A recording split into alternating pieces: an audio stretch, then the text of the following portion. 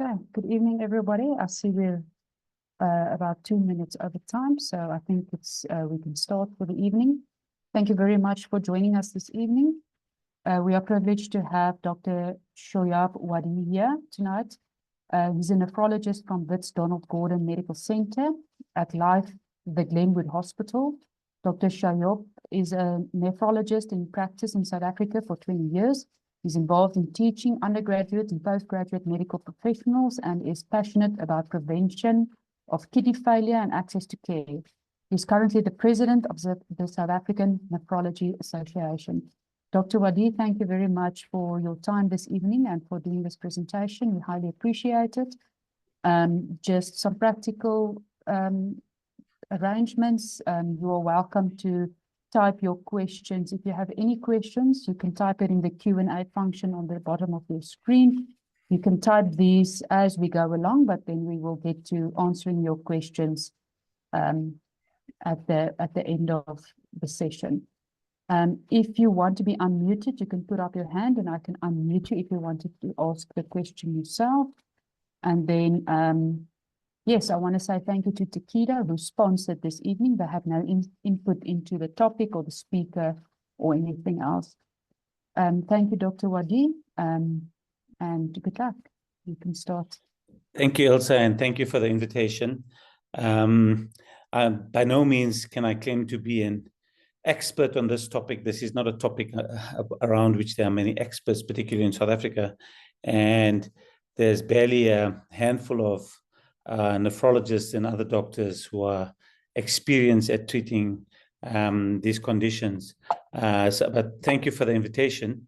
And then let's see if we can shed some light on what's going on. So I have no specific conflicts of interest around this topic. I did do a trial together with Shire, screening patients on dialysis, but we didn't receive any funding for the trial, and it was investigator-initiated and driven. So I've broken this talk up into a couple of parts.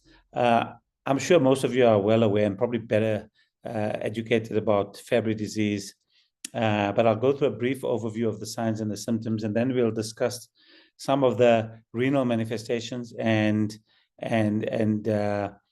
specifics in terms of how we as nephrologists see the condition and how we would diagnose it, and then also into some of the aspects of treatment.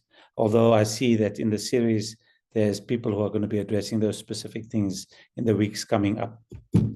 So as you know, Fabry is one of a variety of rare conditions, so-called orphan diseases, partly because they are so rare, and research around them is limited and really difficult because of the numbers of patients are difficult to accumulate. It was first described by two physicians working independently, and particularly they described the rash, which is obviously the most visible part of the condition, and subsequently describe other clinical manifestations. And over the last century and a bit, much more information has arisen around this condition.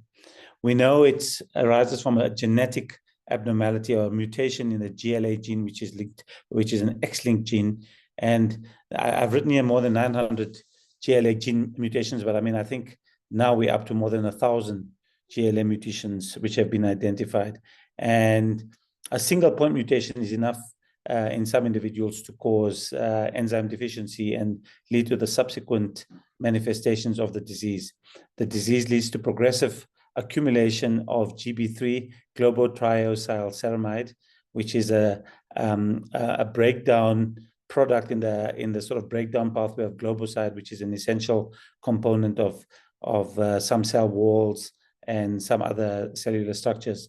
And obviously this enzyme catalyzes the removal of one of the terminal galactosyl moieties, and the failure to remove the terminal galactosyl moiety results in an arrest in the breakdown of this product, which then accumulates in the cell, particularly in the lysosomes. Also, in the cells, there's accumulation of a degradation product the GB3 called lyso-GB3. And this lyso-GB3 may be particularly important in initiating inflammatory and fibrotic mechanisms, which then lead to possibly the progression of the disease. So that's described in this pathophysiology slide. We know that that some of these things are incompletely described in terms of how the inflammatory cascade in individual cells leads to damage, and from the renal side particularly, how the accumulation contributes to loss, particularly of podocytes, but also vascular endothelial cells, which is evident throughout the body. And we know that the vascular endothelial cells, vascular smooth muscle cells, are particularly affected throughout the body, which accounts for the vascular manifestations of this condition, particularly stroke, but also may lead to some of the manifestations in the kidney. This is just a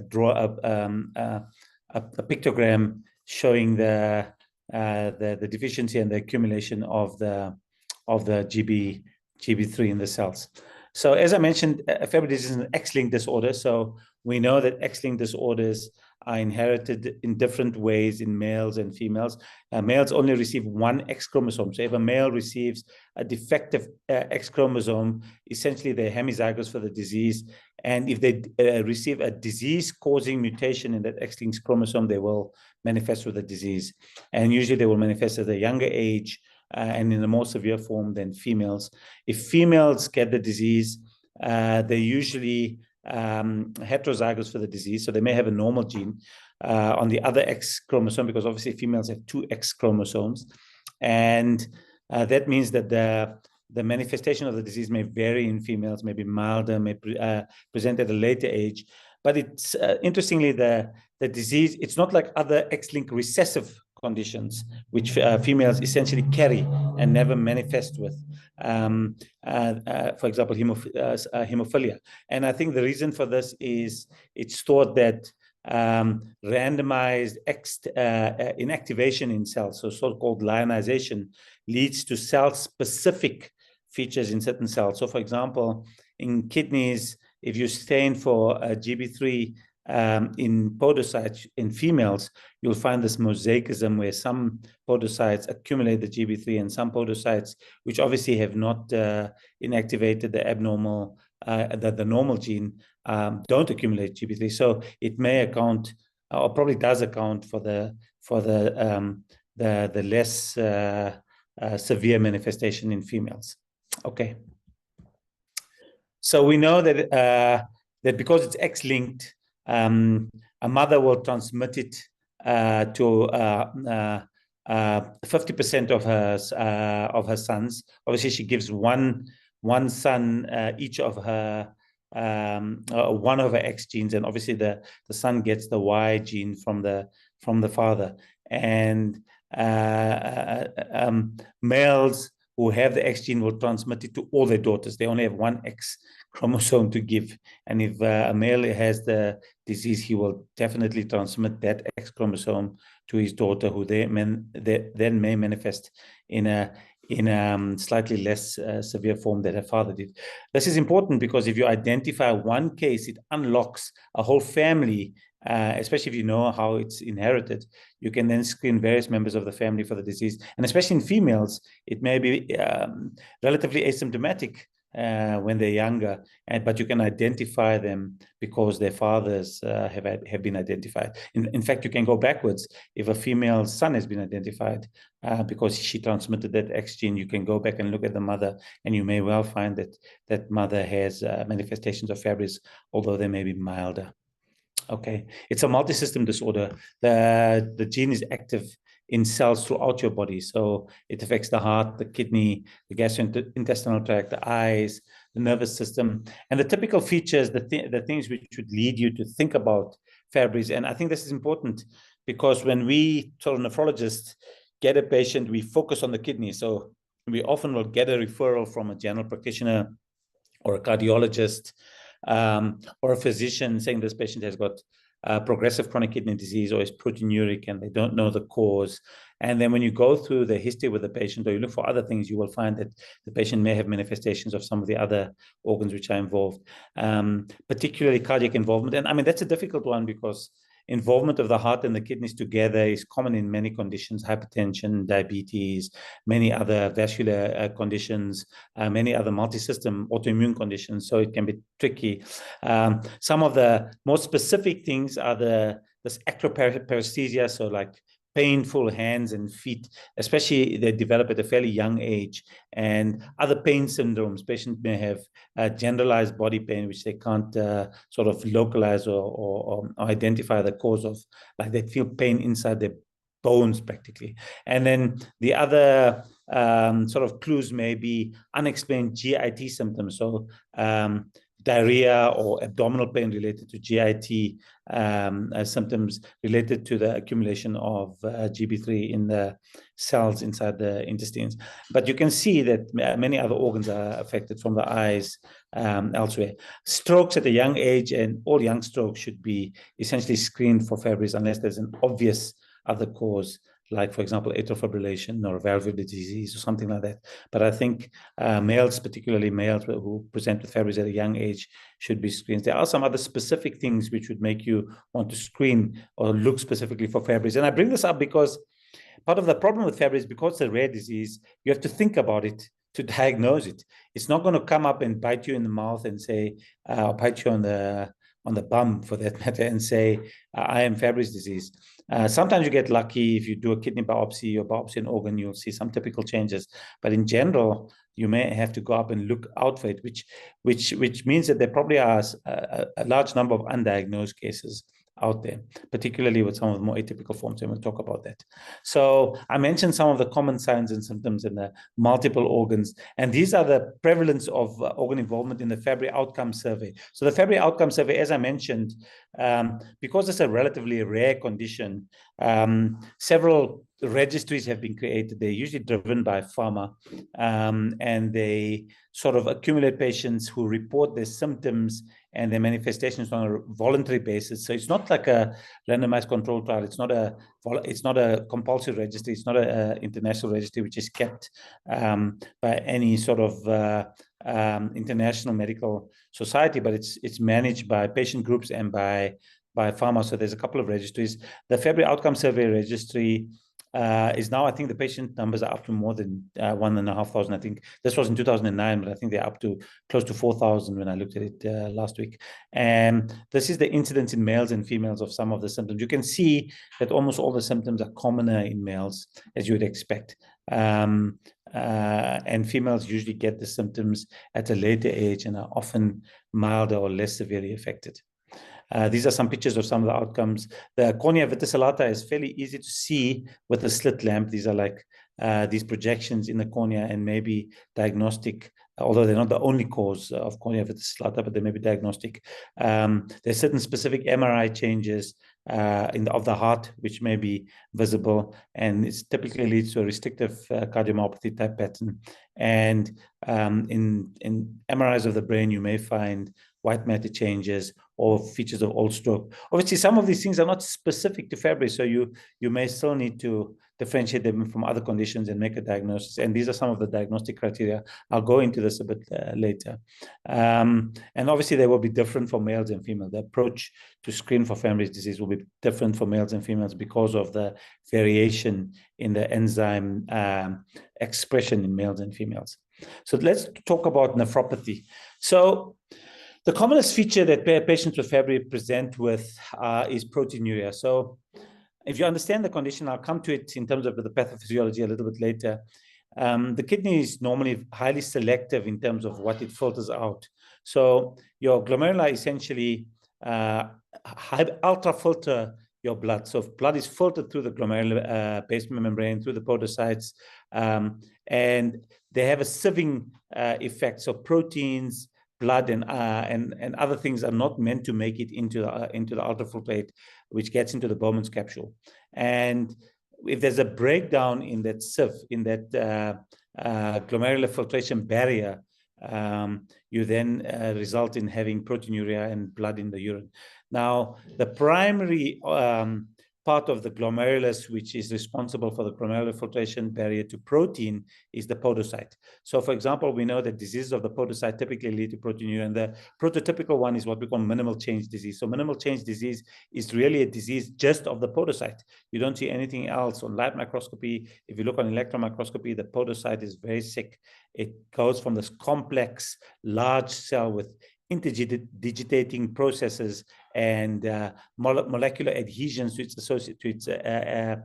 its adjacent cells, to this tiny little blob, which really leaves huge gaps between each cell and allows protein to leak freely. So, but we see podocyte toxicity and podocyte damage in almost every condition which gives you nephrotic syndrome. And Fabry is no different. So I mentioned before that in females, for example, you may see podocytes which are only selectively affected. So if you screen for GB3 in the podocytes of females, you may find some are affected and some are not affected. But those unhealthy podocytes, as they lose function, they still leave those gaps. But it may take longer for the degree of damage to accrue in each individual glomerulus for microproteinuria, or what we used to call microalbuminuria, what we now call mild albuminuria or moderate albuminuria, to develop. And eventually you develop overt albuminuria as more and more of these podocytes get damaged. And then you get subsequent progressive damage to the kidney. So this is related to accumulation of GB3 in the vessels, actual vessels, the glomerular vessels, the glomerular capillaries, but also to secondary damage, which accrues from inflammation related to proteinuria and related to accumulation of other inflammatory markers in that milieu. And that leads to progressive fibrosis of the glomerulus and eventually loss of kidney function. So initially, there's no loss of function of the kidney, initially just proteinuria. And subsequently, that leads to glomerular damage and loss of kidney function. And the question for us as nephrologists, not just in this condition, but in most conditions, is at what stage does it become irreversible? That you can't fix this, and this patient's going to progress towards end-stage kidney disease. Okay. The other features that are seen with Fabry is impaired concentration ability. So we know that there is accumulation of GB3 in most cells, but particularly in the besides the glomerulus and the podocytes, in the distal convoluted tubule and the collecting duct of the kidneys. We're not sure why the concentration is more marked in those cells than, for example, in the proximal convoluted tubule, where it seems to be less marked. But you then develop this impaired concentration ability. You may be able to detect increased urinary GB3 excretion in the urine, and some people have proposed this as a screening tool for detection of the condition, but it's not universally accepted, and it doesn't seem to correlate very well with disease progression, rather than, for example, enzyme activity or serum activity, concentration of GB3. But in females particularly, this is problematic. The other thing in the kidney, which has been sort of very suggestive of Fabry, is the frequent occurrence of parapelvic or sinus cysts, so cysts in this particular area around the pelvis of the kidney, which is relatively unusual in the general population. So as people age, they tend to develop cortical cysts, which are not rare. That's why the diagnosis of polycystic kidney disease, for example, is complicated as people age because of the presence of cortical cysts. But usually, it's quite obvious in patients with the polycystic kidney disease who have large cysts at a much younger age, and compared to the sort of multicystic condition you get as you get older. But with Fabry's, at a fairly young age, they get these parapelvic cysts, the pathogenesis of which is not known. So you can see that it's not rare, and I showed it to you earlier from the Fabry outcome study, that a substantial amount of patients have manifestations. And in fact, in typical, what they call classic Fabry's, that means males who have well-described and well-known pathogenic mutations, and I'll speak a little bit about that, that in those patients, by about the age of 35, about half of them have proteinuria, and by the age of like 50, close to 100% of them have proteinuria. So the amount of proteinuria increases with age. And then, and often by the mid to late 50s, most of them have progressive kidney disease, and many of them have end-stage renal failure. So this is a condition which accrues with time, and these patients have to survive the other manifestations. They have to, because strokes may occur at a younger age, severe cardiac disease and arrhythmias may occur at a younger age. So some patients may die before they have a chance to develop end-stage renal failure, which is not untrue for many other conditions which lead to end-stage renal failure. And obviously, once they reach end-stage renal failure, the complications which result from the renal failure itself are additive to the complications which have arisen from the Fabry's, and it significantly shortens their life further and leads to the increased mortality from Fabry's disease, which we are aware of today. Okay, this is just a diagram to show how urinary protein excretion correlates with GFR decline. So you can see on the top males and the bottom females whose baseline protein was assessed, and then they were followed up over a long period of time, collected over from 1944. So this is a sort of a historical study looking at, and this some of these patients were collected before ERT treatment even existed. So these are patients basically without treatment. And you can see what happens is that in patients with milder proteinuria, the rate of decline of GFR is much higher, and it's particularly steep in males. So if you're producing more than 1 gram of protein per day at the time that you are picked up, your GFR loss is like 7 mils per year, which is humongous. So if at that time you already have a GFR which is low, you may be like less than a decade away from needing dialysis. As progressive as opposed to if you're picked up a little earlier. It's also possible that these people were picked up relatively early in the course of their condition, and some of them may have mutations which cause less enzyme deficiency, because certainly the enzyme activity seems to predict the severity of the disease. In females, the slopes are less marked. So even in females with more than 1 gram of protein, you can see that the GFR slope is slightly less marked than in males.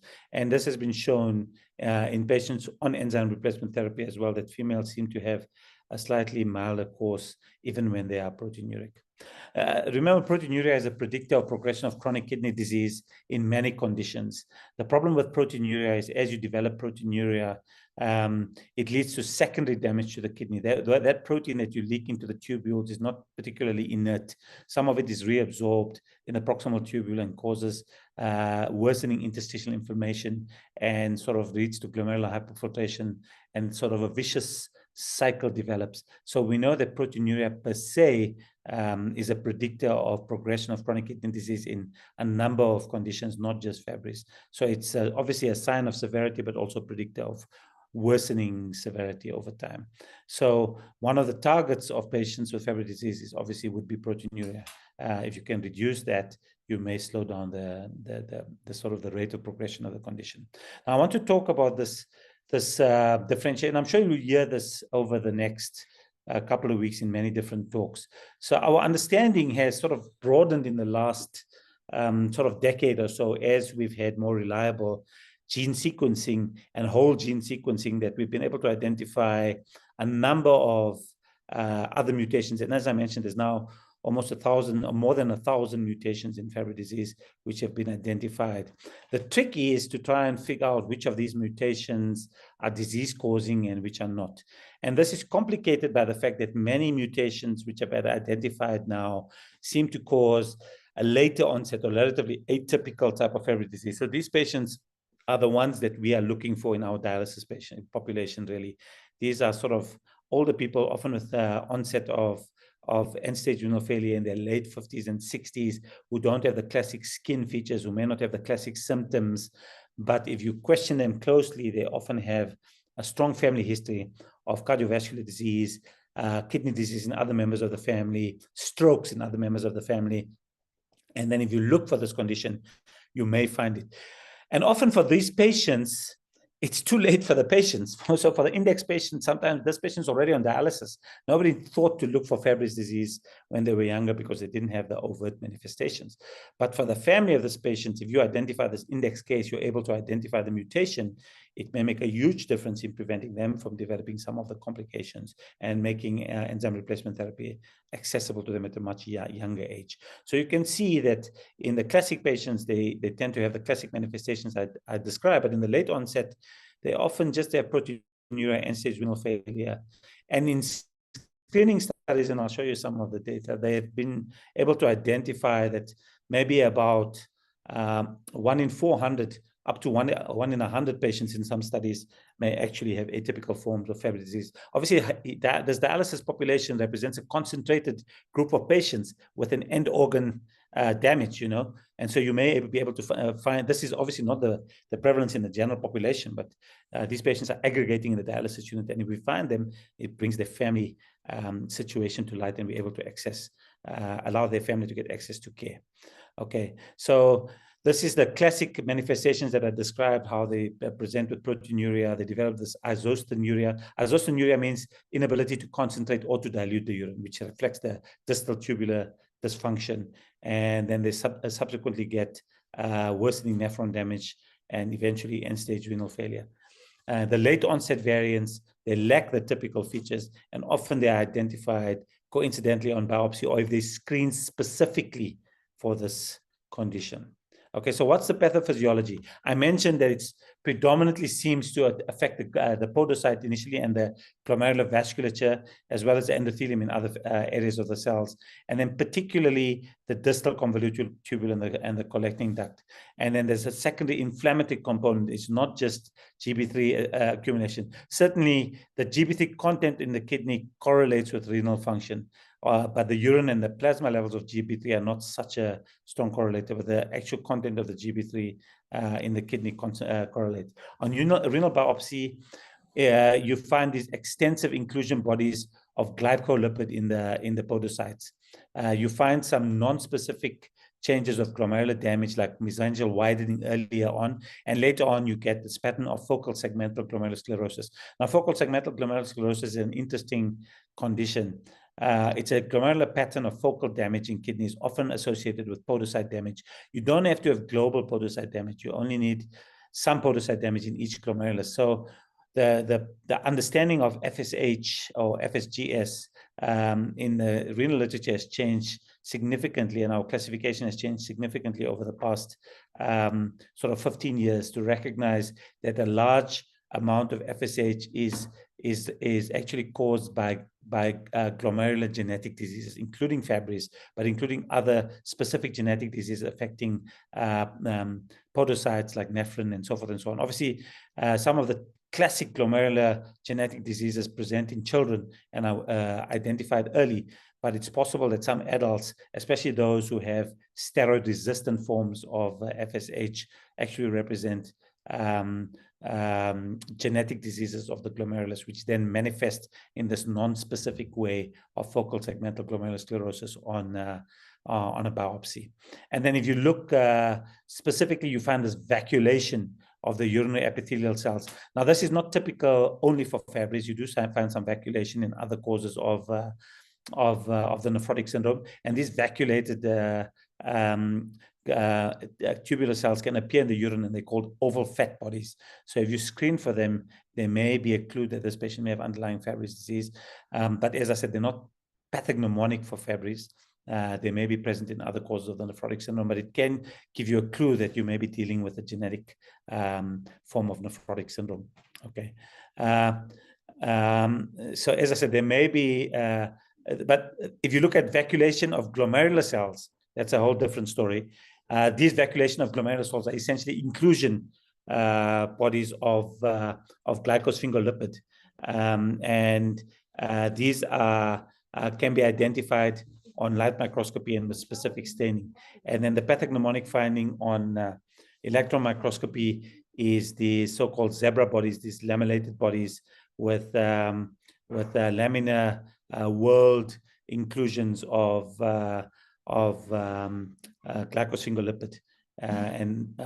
Unfortunately, we call them pathognomonic, but there are a few causes separate from Fabry's which have been identified, including accumulation of some drugs, particularly the common one which we may find is plasmaquine or hydroxychloroquine or chloroquine, which may identify, which obviously is in widespread use for autoimmune disease. So chloroquine accumulation in cells can mimic plasma bodies, but obviously won't present with the rest of the clinical manifestations of Fabry. So you're gonna obviously not only be relying on histology, you're going to be looking at enzyme levels and so forth and so on. And we'll speak a little bit about that.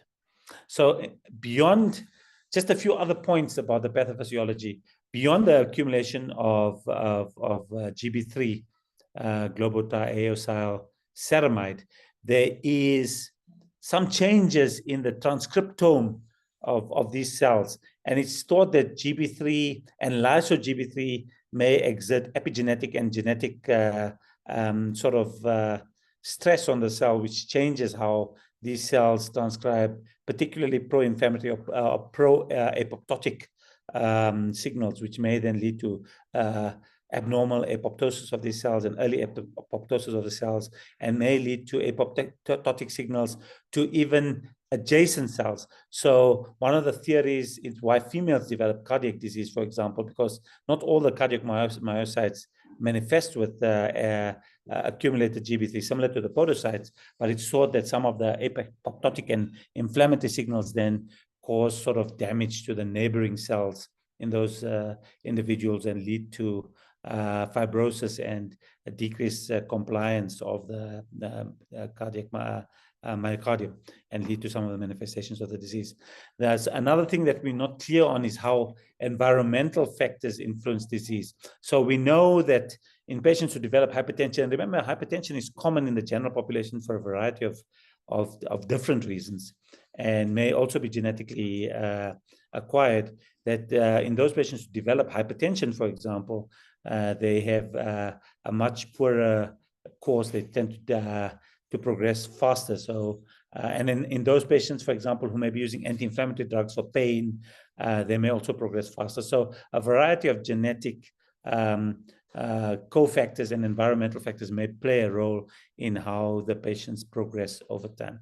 It's been difficult to, because of this, it's been really difficult to elucidate tight genotype-phenotype correlations in this group of patients. First of all, it's a rare disease, and there's a number of mutations. Many of these mutations are private mutations. They only occur in that individual family. So it's difficult to sort of work out how the genotype-phenotype manifestations play out in the absence of environmental and other epigenetic factors. I mentioned the renal cysts, and these are some pictures of ultrasound. You can see the cysts are not sort of in the cortical area. They sort of more in the medullary peripelvic area rather than in the cortical area. And that pattern of cysts at a relatively young age would prompt one to search for Fabry. So I mentioned a whole lot of things which would prompt one to look for this condition and then screen for this condition. Okay, these are some of the take-homes from the second part. Okay, that the condition is common, usually leads to end-stage renal disease by the 5th decade, especially in the classic form, where they start often by the time the patient's in their 30s, and in the older patients, they're usually much later, maybe 20 years later. And then we know that there's a variety of other factors besides just the GB3 accumulation, which may contribute. In fact, there's, I think I'll go back a couple of slides here. There's an interesting proteomic study which has shown that alpha-synuclein accumulation, which is a sort of pro-inflammatory molecule, is increased in podocytes. And even after the replacement of, even after enzyme replacement therapy, this alpha-synuclein accumulation persists and may explain why even after enzyme replacement therapy in these patients, the disease doesn't stop. It slows down, but doesn't reverse completely. And especially if you catch it too late, you won't stop the patient from reaching end-stage kidney failure. Okay, so just a quick part on some of our experiences during our screening study. So this is an example of one of the patients we screened. We screened about close to 3,000 patients by the end of our study. These were patients all on hemodialysis around the country who consented to be screened. And how we screened them is we used a dry blood spot. We didn't use any family history. Every patient in the unit who consented was screened in units around the country. And then if the patient's alpha-galactosidase levels were low and they had a mutation and their GLA and their lyso-GB3 or their family history, we then approach their family for further testing. And I'll show you some of our experience with what we found. So this is just a case. This is one of our own cases in our own unit. And this is a guy I've known I had known at this stage for about 17 years. He presented to Johannesburg Hospital as a nephrotic syndrome with FSH. So remember what I told you about FSH? FSH is a pattern of injury. And at that time, typically we would give all the patients a trial of steroids because we thought all of it, or most of it, is immunological and it's related to some soluble factor in produced by the immune system, which causes toxicity to the podocytes and manifests with this severe nephrotic syndrome and this pattern on biopsy. So we gave this patient steroids and nothing happened. He continued to progress. We used our best other therapy, which is blood pressure control, ACE inhibition, controlling his cholesterol. But he continued to progress and eventually ended up on dialysis. And by that time, he had a medical aid, and I was in the private sector, and we reunited. It was a tearful reunited, and he was obviously at that time needing dialysis. We knew nothing about Fabry's. I'd gone through his family history in very brief sort of detail in the past because this guy presented with nephrotic syndrome. And we subsequently found on the screening study that he had low normal levels of alpha-galactosidase A, and genetic testing revealed this interesting mutation, D313Y. Now, this mutation is interesting because up to that stage, it wasn't clear whether it was disease-causing. There was lots of debate in the literature about whether it's disease-causing, whether it is responsible for disease or is just a bystander and picked up in some patients. But I think in this patient, when we went through his family history, I think it's clearly disease-causing. This guy's mother died of sudden cardiac death at the age of 55. Two brothers died in their early 40s with sudden cardiac death, unexplained. He has two daughters who are asymptomatic, and he had a cousin with end-stage renal failure. So I think he had a fairly strong family history. Unfortunately, the study was being carried out during COVID, and this poor uncle developed, and he had LVH, developed severe COVID and died before we could complete his workup. So we've been trying to get his family to sort of do the test. Unfortunately, sort of we've lost contact a little bit. His one daughter sort of came through and was keen to be tested, and we're sort of in the process of trying to get her tested. So that's the story with this guy. But this is some of the other cases that we found. So around the country, of those almost 3,000 patients, we found 5 cases. So that means we found about 1 in 400 or so. So about 0.25% prevalence. And the first one is, I think case number 3 is the one that I'm talking about. It's our case where the lowish alpha-galactosidase level. But in the Cape area, we found a patient with obvious severe alpha-galactosidase deficiency, high lyso-Gb3. This was an undiagnosed patient sitting on dialysis for about 2 or 3 years.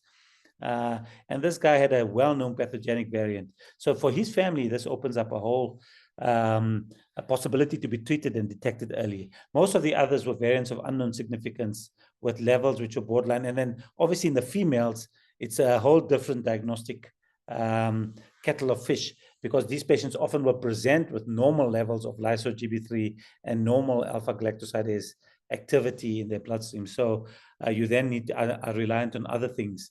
The one patient was a typical type 1 diabetic, but she had severe LVH, which they felt was out of keeping. So she would need, for example, a kidney biopsy or some type of tissue or an endomyocardial biopsy to make the diagnosis. And the diagnosis can be tricky. Or you would have to screen family members, especially male members of a family who are at risk, and see if one of them presents with more obvious Fabry disease. The reason it's important, as I mentioned, is that once you develop established disease in the kidney with fibrosis, secondary FSGS, it's probably too late. You can give enzyme replacement therapy, but the patient has damage, and that damage becomes self-propagating. The proteinuria, as I mentioned, causes a vicious cycle, and the patients continue to worsen despite enzyme replacement therapy. And it's important, if you identify an index case, you may be able to identify at least 5 additional cases through testing their family. So you may open up 5 other people. So you may not be able to save this particular person, especially if they present with end-stage disease like severe heart disease or severe kidney disease, but you may be able to protect their family members. And that's sort of what we've been trying to explain to some of the family members that we screen. And this is just what I mentioned about once you develop irreversible damage in an organ because of accumulation of disease and fibrosis, it becomes virtually impossible to reverse it. So once these patients present to us, especially the atypical ones in their 50s, 60s, it's usually not going to help the patient to detect it, but will help their family members. Okay, so that's the approach. So that's why dialysis patients have been identified as high-risk patients. But similarly, if you have young strokes, as I mentioned, if you have patients with severe LVH, and there's now these panels, they call them LVH panels. So if you present with severe LVH, you can send off a genetic panel which will screen for a number of conditions, not just Fabry's, which will screen for a number of these conditions. And if they find evidence of one of these conditions, then we can then dive deeper into whether this is possibly the cause. So I think many of these panels have become popular. They're not, as far as I understand, widely available in South Africa yet. I know that the genetic labs in South Africa, we've had some issues. I think one of the big labs is sort of pulled out. I'm not sure what's available. Maybe members of the audience can sort of identify. For our study, we were sending patients to Centogene, and it was kindly facilitated by Shaya at the time, and I'm sure Takeda and maybe even Sanofi will be willing to facilitate that. At that time, they were doing it at no cost, and maybe we can find out if those companies are still willing to do that. This is just a summary of some of the other dialysis screening studies, and you can see a number of them have been done around the world, doing exactly what we did, screening patients with the end-stage kidney failure to see if they can find patients, and most of them found a similar prevalences. But you can see, for example, in Japan, they had a prevalence of more than 1% in their study. That's sort of quite a lot.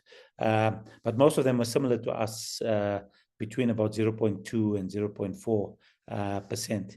So you will find patients in dialysis units if you look for them, and many of these patients are undiagnosed. Okay, there's quite a lot of studies. They took 3 slides for me to fit them in.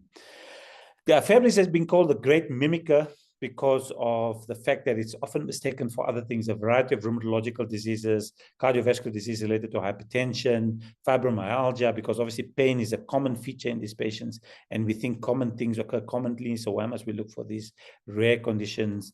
So many of patients are undiagnosed because as doctors, we sort of think, what's the use? But I mean, I think one of the things that I've learned through the studies, it's actually not difficult to get the testing done. You just need a dry blood spot, and that can be, obviously the test can be done with a whole blood and so on. But the advantage of a dry blood spot is it can be stored and it can be sent overseas, and it can be tested even several weeks later. Okay, so this is an algorithm for testing and identifying the Fabry's patients, and a number of these, you don't have to by heart this, and I'm sure you'll come across it. There are a number of warning signs: early family history of heart failure, stroke, sudden cardiac death, family members on dialysis before the age of 55 who have no known cause, especially multiple family members, severe cardiomyopathy, especially if it's restrictive cardiomyopathy, unexplained stroke, especially at a young age, neuropathic pain, this acroparesthesia, obviously the typical rash, this non-painful, fine papular rash, angiokeratomas basically. And some of these patients are diagnosed with a variety of other dermatological conditions. Another one I didn't mention, but is actually well described, is anhidrosis, or abnormal sweating. So one of the manifestations, the patients may not manifest with abnormal sweating, they may manifest with heat intolerance. That means they can't take the heat because they can't sweat. Their bodies overheat very rapidly, and because of that, they can't take it. Obviously, this is also a symptom in sort of older diabetics related to autonomic neuropathy, but and there are some other conditions which lead to this condition as well, some autoimmune conditions as well. But I mean, I think it is one of the things, it's not a very common manifestation, not a very common condition, but it's one of the things which could lead you to test for Fabry disease. Hyperhidrosis also occurs in some patients, but it's relatively uncommon. In males, almost all of them will have low alpha-Gal A activity, as we pointed out. In females, unfortunately, you can't rely on alpha-Gal A, so you're going to have to do gene sequencing. So if you suspect a female of having the disease, you would have to do gene sequencing. If you don't identify mutation, and with standard gene sequencing, you pick up most of them, If you don't pick it up with standard gene sequencing, you're supposed to be doing deletion, duplication sequencing, and maybe there's someone in the audience who can explain to us what's the advantages of that. I think it relates to how the gene sequencing is done and which parts of the genes are sequenced. And then obviously you can then, if you find a disease-causing mutation, so obviously if you find a mutation which is of undetermined significance, you may then need to get further evidence to confirm the diagnosis. Usually a very strong family history or tissue. So for example, if you can identify GLA deficiency in one of the male relatives of this female, you may be able to make the diagnosis. Or if you can find a tissue specimen showing GB3 accumulation, so for example, a kidney biopsy, of sometimes a skin biopsy, biopsy of other organs may also be useful, especially endomyocardial biopsy. Okay, if the diagnosis is confirmed, you usually should refer the patient to an appropriate specialist. The problem is I'm not sure that there are that many in South Africa with experience. As I said, there's a handful of patients in South Africa who are able to access enzyme replacement therapy, partly because of the cost. Some of the medical aids are willing to fund it, and maybe some of the people from Rare Disease South Africa can give us some insight. But I think there is a family of people out there, I've learned, who are willing to help you and support you. Your window into that is through the pharma and through some of the support groups in the country, and they can help you to get access to care. Besides enzyme replacement therapy, there's also chaperone therapy, and soon there probably will be therapy in terms of gene replacement, which is currently, I think, in phase 3 trials. But don't forget the supportive therapy. So I mentioned in renal disease, control of blood pressure, ACE inhibition, avoidance of nephrotoxins, adequate hydration in those who have abnormal concentrating ability. And then as they progress, preparation for dialysis, vascular access preparation for peritoneal dialysis, if that's what they prefer, and then preparation for transplantation. In general, the disease doesn't occur after transplantation. You can get an autoimmune or an immune manifestation with enzyme replacement therapy, where you get antibodies against the enzyme, because obviously some of these patients have never seen the enzyme. The immune system haven't seen the enzyme, and the enzyme is then detected as foreign. They develop an immune complex, an immune response to that. Those immune complexes can sometimes deposit in the kidney and then lead to progressive kidney disease. That's also true of some other conditions where enzyme replacement therapy is used. So, I mean, that's relatively rare. And then obviously cardiac disease, treating the cardiac failure, antiarrhythmics, pacing, and so forth and so on would be necessary. And then I'm not sure where SGLT2 inhibitors may come in that sort of picture now as the new kid on the block. So besides the specific enzyme replacement therapy, you would want to use the non-specific therapies which have been proven for those conditions. So I'll stop there. This is just a summary of some of the things I've discussed. I'm sure there's people in the audience, as I said, who have more experience and know much more about this condition than I do, but I hope that I've at least stimulated some thought around this condition. Sure. Thank you so much, Dr. Wadee. That was a really interesting and talk with a lot of information, but also very helpful. I have a few questions on my list, but I'm first going to attend to the questions in the audience. So we have an anonymous attendee who is asking, thank you for the presentation. Being a multi-system disorder, I wanted to know whether patients are referred to genetic counselors or are the tests requested by clinicians directly. I wanted to ask about genetic testing and cascade genetic testing of family members. Are these family members being offered screening only once on a molecular diagnosis? Okay, maybe we can just look at the first question first. No, so I think I think the genetic counseling is important, and I think genetic counselors are underused. In South Africa, there's a shortage of sort of geneticists or specialized geneticists in South Africa, and many doctors don't even know who those genetic counselors and those geneticists are around them. I think my message to you would be, if you suspect that a patient may have Fabry disease, I think you should discuss the basics of the condition with the patient. You should have enough initial information about the condition and why you would screen for it, to discuss it yourself with the patient. And then maybe the point of call would be to contact one of the the pharma companies, because they usually have quite a lot of information. So obviously, it's one of those conditions where pharma plays a very positive role because it's a rare condition, and they have a vested interest in detecting these patients because obviously they can offer them treatment. So if you are able to then leverage the power of pharma, we shouldn't only see it as a malignant force. You can go through and say, look, I have this patient, I suspect has Fabry disease. How are other doctors testing for them? Can you give me some advice? And I think pharma in South Africa is very happy to do that. You can also contact Rare Diseases South Africa. I know that they've got some of the information available. And then you can, obviously, if you have access to a geneticist or genetic specialist, you can refer the patient for the genetic testing. I don't know if there's anybody in the audience who can tell me. I'm aware that Centogene had an office in Johannesburg, but apparently they've closed that office. And I think there is another company doing genetic testing in South Africa. You can also sort of access some of the labs internationally online, but there may be other people who are on this call or in the group who may have more insight into how to get the genetic testing done. I wanted to mention that we at the Northwest University, the Center for Human Metabolomics, we do test for this, not genetics, but we do send the samples for genetic testing. And I asked Dr. Alma Conradi to also join in here because she's in conversations mostly with this project where we do. Alma, can you maybe comment?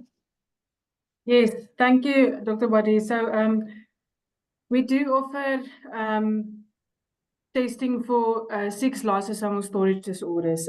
It's basically a 6-plex test on dried blood spots. It includes Gaucher, Fabry, Niemann-Pick, MPS, Pompe, and Grubber. And then the same as you showed in your slide, the approach, we test for enzymatic levels of alpha-galactosidase A and lyso-Gb3. For females, we send the card to Archimed as well, so that they do the GLA gene sequencing there as well. So the moment that there's a strong clinical suspicion and you think it's Fabry and it's a female patient, it automatically gets sent irrespective of the enzymatic levels as well. So this test, as Ilse mentioned, is free of charge, and you're welcome to visit our website and go to the diagnostic services that we offer. The information is there on a test protocol, the process and that as well. Because we are doing it local, it decreases the waiting time significantly. We are able to offer you at least the enzymatic levels within a 2-week turnaround time. And then if there's any abnormal levels, the test referrals to Archimed is also within about 3 to 4 weeks that we get the result back. That's great. Elna, how do we request this test? Do we contact you directly, or do we, and will you send somebody to do the dry blood spot, or do we sort of request a local lab to do the dry blood spot and send it to your house? What's the best mechanism? You can contact us directly via the website, or you are welcome to go to the Path Labs as well. So either ANPATH or Lancet, whichever. So we've transitioned in the past. It used to go only through us, but you can basically go to any pathology group at the moment and request for the PLSD test, and it gets sent to us. Thank you. Yes, and as Alna mentioned, this is free to any patient. Yeah, I think most of this was being sort of subsidized by the different pharma companies over the last couple of decades. Because as I mentioned, it's in their interest to detect, but it's also in our interest to detect these cases. Prof. Hendricks? Just a comment there. Fantastic talk that you've given to us, and I think it's really important. The really important thing is old-fashioned medicine is still brilliant for Fabry disease. So if you find a patient suspected, look for the male. A good family history will quickly find you, and that's what we've done in the UK. You wait until you find a male, and then you go after that male with the enzyme test, which is quick and fast. And then once you get your positive, you start looking at the genetics, because you would, like you've said, if there's one coming to you, there's 5 in the family. and usually you can find a male, and that's been our strategy. Just another word of caution about panels. Panels are brilliant. The biggest problem we see in sub-Saharan Africa is they tend to do mutations which are European-based. So we tend to miss a lot of the local mutations. And I see somebody's already asked, what do we do about the VUSs? Because I suspect why we're not seeing as much Fabry in sub-Saharan Africa is not because they don't exist. It's because they're VUSs and they're not on the panels. And it's really important. We do need to do functional testing and things to make sure we can identify them, and then have a SSA panel where we can actually pick out, especially the females, which is so hard to diagnose. Yes, that actually leads to the question that I had was, in your South African patient cohort in your study, did you test for a specific panel, or was it a whole genome sequence or exome sequence? So my understanding is it was a whole exome sequence, and they gave us the mutations that they found, and some were not. There was one novel mutation which hadn't been described before. So I think we sort of need to work out whether that's pathogenic or not, or whether it was coincidental. But as I said, COVID then hit right at that time, and really all the dialysis units were closed to everybody. All the structures, and then I think another main problem that we had massive support from Shire during the study in terms of administrative support, and Shire then dissolved into the sea that is Takeda, and we lost that support. So if anybody from Takeda is on board and wants to come back and give us some support, we can complete this study and then follow up some of the things that we needed to follow up from that. Yeah. I see Dr. Tumelo Satekge has a question that's almost related to this, and saying that it's not surprising to see reports of variants of unknown significance in your study population. How are you dealing with the headache of variants of unknown significance, and are there any plans to perform some functional studies? So I think most of them had GLA levels, alpha galactosidase levels at the time. And as I showed in that, I don't know if we can go back, especially in the females, the levels were relatively normal, basically. So we would have to find the male. And we didn't get to that. So what the follow-up was left to the individual clinician. So the individual clinician was identified and told that this is still his patient, this is what we identified. And then the idea was then to go back to that clinician after some time and find out if he was able to find other members of the family who would agree to screening, especially male members, and then look at the levels. The problem is we were unable to follow them up because we lost the administrative support. So, and as I said, COVID hit right at that time. Then Shire was taken over by Takeda. So we really need to restart that process. I think we've sort of been not done anything in the past, I would say probably 2 years since COVID, and we need to sort of get that process up and running again. So I just want to mention that I added the test that we do at the center at the Northwest University there in the chat. What I also added there was a website for UNWE. So UNWE is a newly established network for South African clinicians and researchers to diagnose undiagnosed patients. And if you don't get support from pharma to complete the study, I think you should contact the team at UNWE. They have funding and for whole genome sequencing. So if this patient is not diagnosed, it's an undiagnosed patient, if they can always be included maybe in the UNWE study, and through that perhaps get some answers. There's an anonymous attendee with another comment saying that Sanofi CSAs can also be contacted for any information on the DBS test should you require any assistance. The Northwest University and Sanofi have joint collaboration in this regard. So I know that Sanofi and Takeda have indicated to us that if you contact them, they will facilitate DBS testing as well. So, and I'm glad that it's being done locally. Yes. Yeah, and if So I anybody have a more difficult.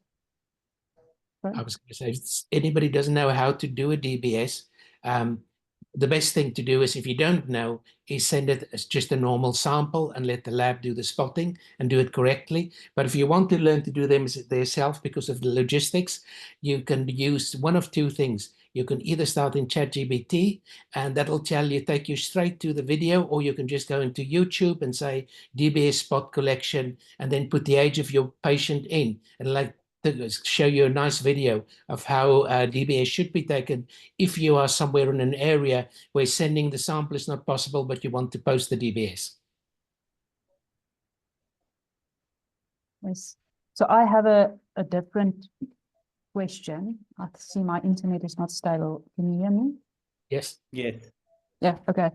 So my question is, this is a late onset, and you mentioned there that in many cases where you actually make the diagnosis, it's too late in a sense.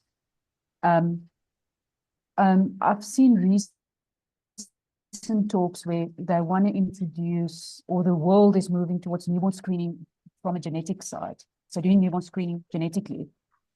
Do you think there's scope for doing a newborn screening genetic test for Fabry?